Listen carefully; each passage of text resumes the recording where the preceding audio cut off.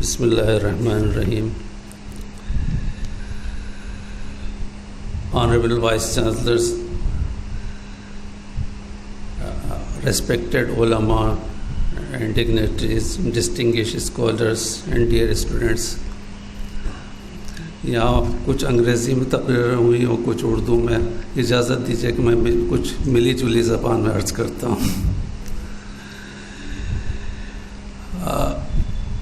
محترم ظفر الاسلام صاحب نے اس وقت عالمی اور ملک میں منظرنامہ جو ہے اس کو ہم سب کے سامنے پیش کیا. صورتحال کچھ ایسی ہے کہ شاعر کا شعر یاد آ رہا تھا کہ یہ گفتگو ابھی اٹھے ہیں چارہ جو کرتے، اب اس مریض کو اچھا تھا قبلہ رو کرتے. لیکن ہم کو ممنون ہونا چاہیے پروفیسر راشد شاذ کا کہ صورتحال میں بھی وہ ہمیشہ درمان کی جستجو میں لگے رہتے ہیں. ہم کو پہلے ذرا اس پر غور کرنا چاہیے کہ وہ امراض، وہ بیماریاں، وہ میلیڈیز کیا ہیں جو بنیادی میلیڈیز اس وقت امت کو جس میں مبتلا ہو گئی ہے.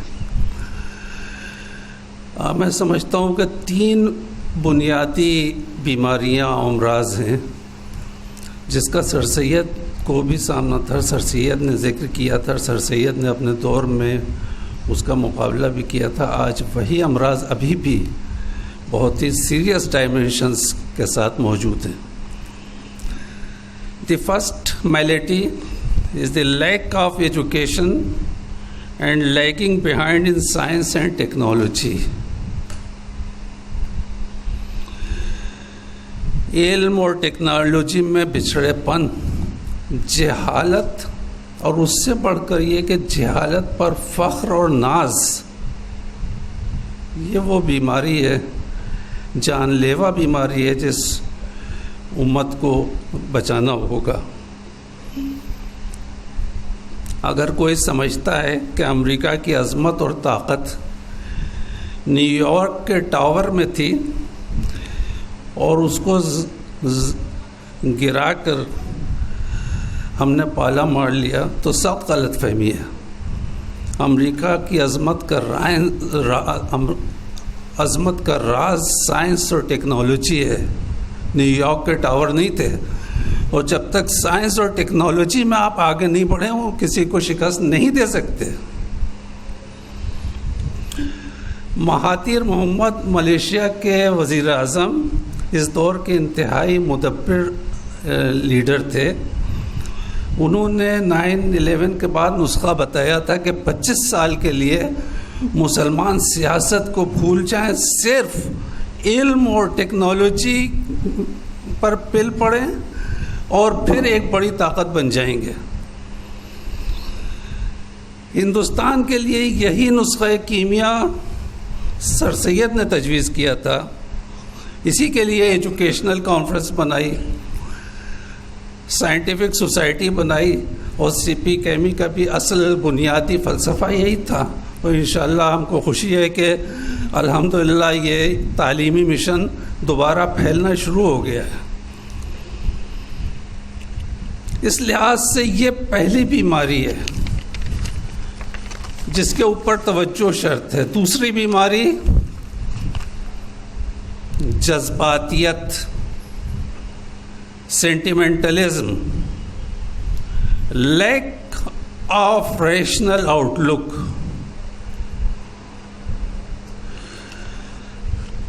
ملک کی آزادی کو 70 سال ہو گئے. آپ ذرا تحلیل و تجزیہ کر کے دیکھیے، 70 سال سے ہم جذباتی ایشوز میں گرفتار ہیں. ہم نے ریشنل آؤٹ لک کے ساتھ اپنی نہ اسٹریٹجی بنائی نہ مسائل کا سامنا کیا. ابھی ہماری جاپانی دوست جس ریشنل آؤٹ لک کی بات کر رہے تھے کہ مائنورٹیز کو کس طرح آگے بڑھنا ہے، کہ ہم نے کبھی اس کے بارے میں سوچا؟ اس کے لیے سر سید جیسا شخص چاہیے. ہم تو صرف جذبات بھڑکانے والی تقریریں کرنا جانتے ہیں، اس سے زیادہ کچھ نہیں. اور تیسرا، میں بہت مختصر عرض کر رہا ہوں یہاں جلسے کے لحاظ سے، کہ تیسرا مرض، تھرڈ میلیڈی، جس پر آج خاص طور سے فوکس ہے، ڈس یونٹی اینڈ لیک آف کوہیرنس.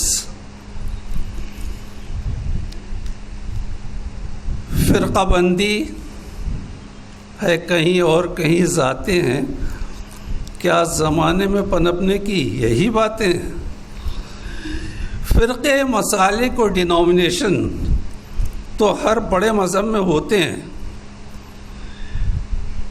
لیکن اگر یہ کثرت میں وحدت، ڈائیورسٹی ان یونٹی کی شکل میں ہو تو مذہب کی طاقت اور پھیلاؤ کا سبب بنتا ہے، کیونکہ ذوق، میلانات، طرز فکر، ٹیمپرامنٹس الگ الگ ہوتے ہیں. ہر بڑے مذہب کو ضرورت ہوتی ہے اس کے ویریس انٹرپریٹیشنز ہوں تاکہ مختلف گروہ اس کے چتر تلے آ سکیں. آپ یوں تصور کیجئے کہ اسلام ایک شہر ہے، بچوں کے لیے عرض کر رہا ہوں، اس کے مختلف دروازے ہیں.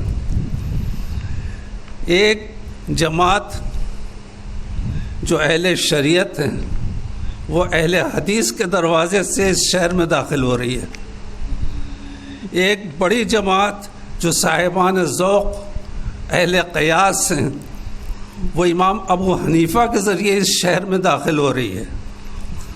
ایک جماعت جس کا ٹیمپرامنٹ مسٹیکل ہے، جو طریقت کی طرف مائل ہے، وہ صوفیہ کے ذریعے اس شہر میں داخل ہو رہی ہے.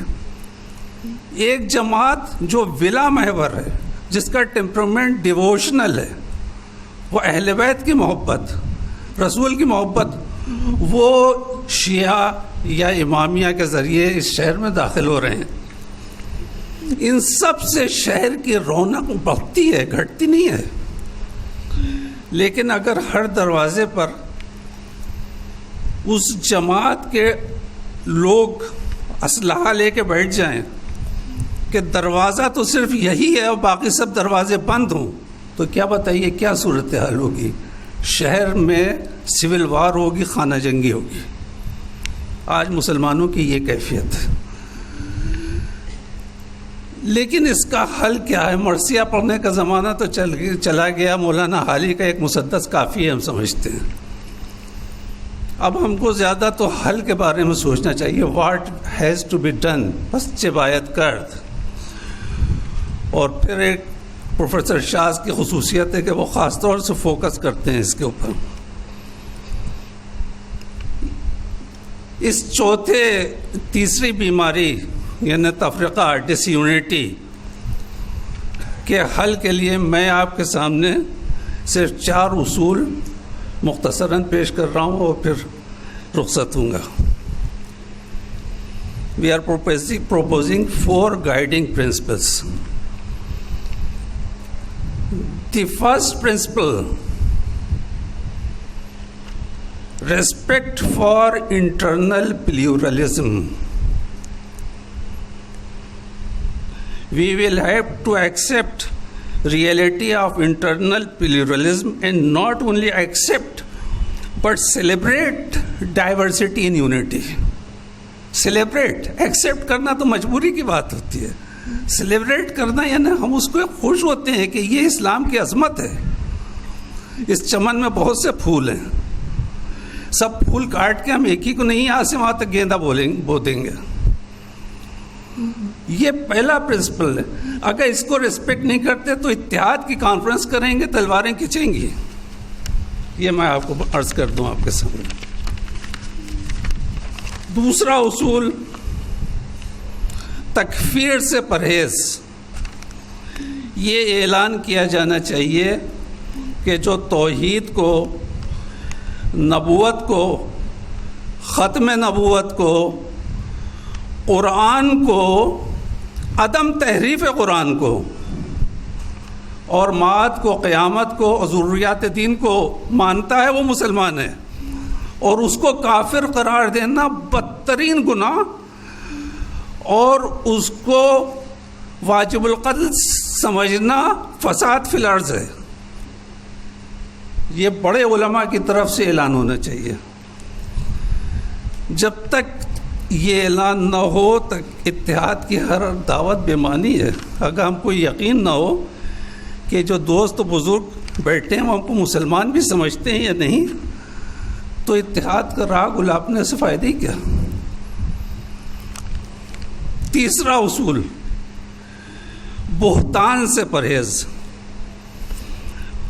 ہر شخص اور ہر فرقے کے وہی عقائد سمجھے جائیں جن کا وہ اعلان کرتا ہے, اور دوسرے فرقے کے سر وہ عقائد نہیں مڈھیں گے جن کا وہ انکار کرتے ہیں. نہ ان کے عقائد کی اپنے طور پر تشریح کریں گے. مثلا اہل سنت کہتے ہیں کہ ہم ولائے اہل بیت رکھتے ہیں, جو حقیقت ہے, اور شیعہ کہیں یہ دشمن اہل بیت ہیں. یا شیعہ علماء سب کہتے ہیں ہم اسی قرآن کو مانتے ہیں جو قرآن ہے, اس میں کوئی ایڈیشن ڈیلیشن کے قائل نہیں. وہ کہیں نہیں حضرت آپ تو تجوید قرآن کے قائل ہیں. یہ کبھی اتحاد نہیں ہو سکتا ایسے. یہ اصول آپ کو ماننا پڑے گا کہ جو شخص یہ فرض کیجیے کہیں کہ راشد شاہ صاحب یہ کہہ رہے ہیں, وہ کہہ رہے ہیں میں نہیں کہہ رہی ہے. یہ اصول آپ کو ماننا پڑے گا کہ ہر فرد, ہر گروہ, ہر سیکٹ جو پروفیس کر رہا ہے آپ اس کو ریسپیکٹ کریں گے. خود اپنی طرف سے اس کے عقائد منڈیں گے نہیں اس کے سر.